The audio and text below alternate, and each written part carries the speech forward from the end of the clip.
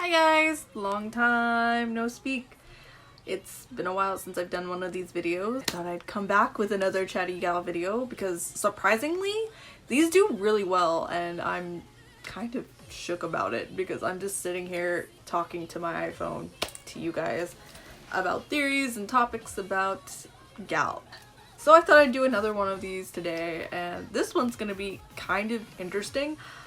Mainly because it's like, bitch, how can you talk about this when you don't ParaPara actively? But it's just a theory. We can have fun with theories on this channel, can't we? And I thought I'd kind of talk about maybe the appeal of ParaPara and why gals might have ParaPara'd on the street, because there's something that kind of I was like, huh, that might be why they did that. So yes, let's begin, shall we? So for those of you who don't know what ParaPara is, it's like line dancing, but with your hands.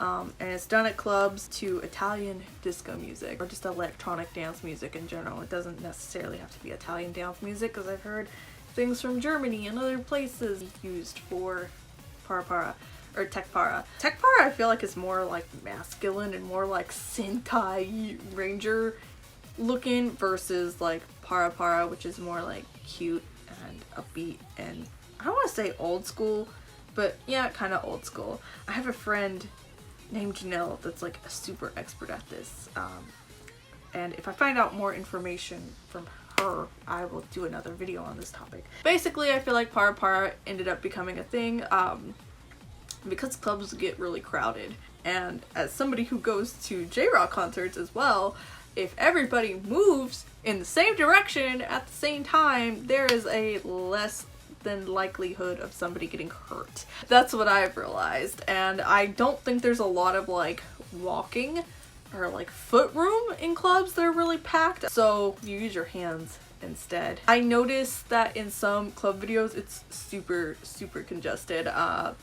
So yeah, there's clubs like Twin Star, Belfar, Ageha. I think Adam at one point was like a gal club as well. I don't know all of them because I've never been to Japan, but I watch a lot of old videos and I've heard things from friends, so there's that. So ParaPara and why it became kind of a gal thing, because I don't think it started as a gal thing. I think it just started as like a club thing, because I noticed certain things from like the 90s and 80s with the bodycon and the fluffy fans in clubs like Twin Star and I think Julia's? I think Julia's is its name. I think ParaPara was its own thing, and then it became like a gal thing. So we've talked about Kogal and how Kogals had like older boyfriends and go to clubs and stuff, or try to sneak into clubs, and Kogal was like a slang term. So basically like gals were club kids. I don't know how high schools work in Japan when it comes to cheerleading. Why I'm bringing this up is because a friend of mine from the outside was like, what type of cheerleading is this? And it made me realize, wait a minute, this kind of does competitively work like cheerleading, and a lot of teenagers were in this. So I don't know if, I know cheerleading exists in Japan, but I don't know to what extent, because I know in America we have like the high school cheerleading where like people just do baskets and whatnot, and then you have like cheerleading where like you go around and compete with other teams and people are thrown up in the air and all sorts of crazy gymnastics and stunts are done. I've seen really wild videos online. Now obviously ParaPara is not that, but in terms of song selection and set list, it almost has a cheerleader-y like vibe, with the melodies and such of various songs. Obviously, like a lot of teenagers were into this, so it makes me wonder if that was kind of their own version of making like a competitive cheerleading type of vibe. Mind you too, theory number one, you know, some of these gals were into California beach babe stuff, and when you think of like beach babe things from the 90s and early 2000s, what do you think of? You think of cheerleaders in movies. You think of like things like Bring It On, and I don't know what else. Somebody bring up something else. But you think of that, like you think of like the Valley Girl cheerleader, right? So maybe their appeal to ParaPara and doing competitions was that. That's a theory. So why did gals start it randomly doing this on the street? Competitions, I think, would have prize money at clubs, and clubs would even have their own like ParaPara teams. Like Belfire was straight up a ParaPara team, which was kind of wild because that's an Avex owned club, last I understood. So Avex makes a lot of the music for Eurobeat and like for ParaPara. I don't know if they come up with the routines too, but they're associated. So it was kind of wild that they had a team, because like wouldn't that put them at an advantage?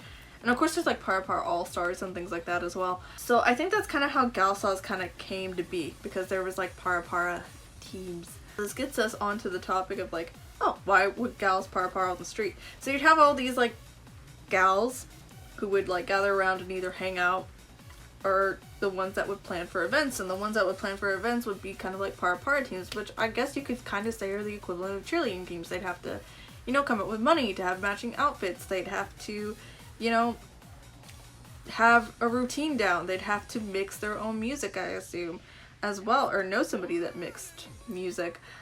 And it was all for prize money, because clubs, I'm assuming, would have like a proper prize at the end. In terms of doing ParaPara on the street, this is just something I've noticed from watching a lot of walking videos.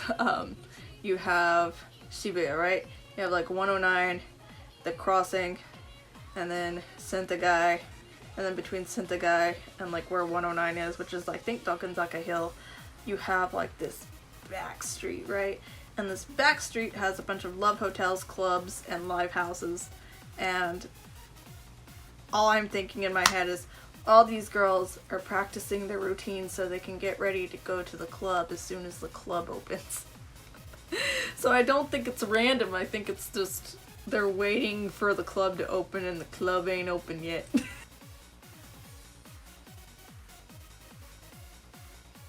But that's maybe why they ParaPara'd on the street. You know, there's no better place to do that type of thing.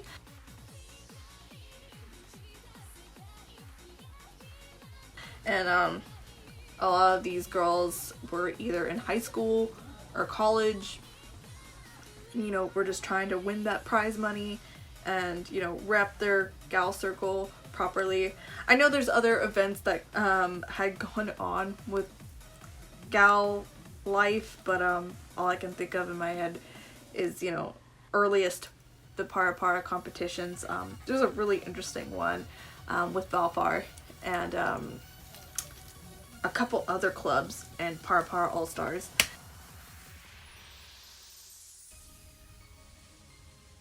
That show kind of how competitions were, and they're really, really wild. Like, they only show like a sample of a song, and then you have to hit a button to like do the rest of the routine if you knew it, and like all sorts of things. I think also in that video, that was the first time Ike debuted, and they had to learn it in like 20 minutes and perform it, which is a lot of pressure. That just shows like how intense some of these competitions would get and stuff. So yeah, like the outfits and stuff would all like match. That's where you get like the whole Kogal thing outside of the high school demographic, because everybody would look the same, or you get like lingerie elements or beachy elements done just in different colors, because then you're repping your galsa and y'all look the same. It's kind of cheerleaderly in a sense, and you win prize money and get notoriety, and what's better than that, right? But anyways, I think this should kind of get me into what ParaPara is looking like now, and why it's not making as large of a comeback, even though Egg models are doing it right now, and Avex and Egg are collaborating with the whole Reira ParaPara movement. So I watched that video, and I didn't necessarily hate it. I was bemused that they put, they revive a mall song from the Avex revival tracks, and they threw a Fakey song in the beginning. It was a little out of place, but I was excited because I really like Fakey, but I was like, I need to separate this from what actually is going on. But I think the real problem with why these gals doing ParaPara aren't hitting the mark compared to like their predecessors is they don't have an attachment to these songs like we do. I don't want to say they didn't grow up with Ayumi Hamasaki. I think some of them did, and you can kind of tell. But other things, especially in English, like Deja Vu or Try Me, might not hit home for them because that's not nostalgic for them or exciting. They're not looking up to the same people as we did. They don't have an it girl right now to remix songs for and make Eurobeat for.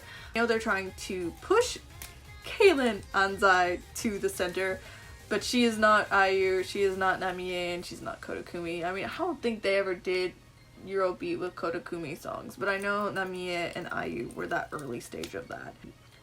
And, you know, people had that to look up to. There were girl groups like Dream and Max that also did the same thing, and, you know, for certain people, those songs are really nostalgic and that gets their heart going. That's fun for them. Same goes for like all these egg people. They would go to the clubs and this would actively be playing. This would be something that a lot of people were doing, and now that's not a thing. So there's not that attachment for them to have a reason to be charismatic. They're just doing it to do it because they know that it hits a certain mark of gal history rather than it be like, this is exciting and this is a part of our movement. So yeah, I feel like that's why ParaPara isn't the same when it comes to gal culture. It's not being played in clubs or anything like that. New songs aren't coming out. There's no new it girl. People are just kind of mindlessly doing things knowing it's significant but not knowing why, and it not hitting them the same way. So anyways, what did you guys think? Like I said, I'm not an expert at this. I know some people who are way more invested in the whole Eurobeat ParaPara movement than I am. If I find out some new information, I will let you guys know, but I thought this was an interesting video to kind of start a discussion on.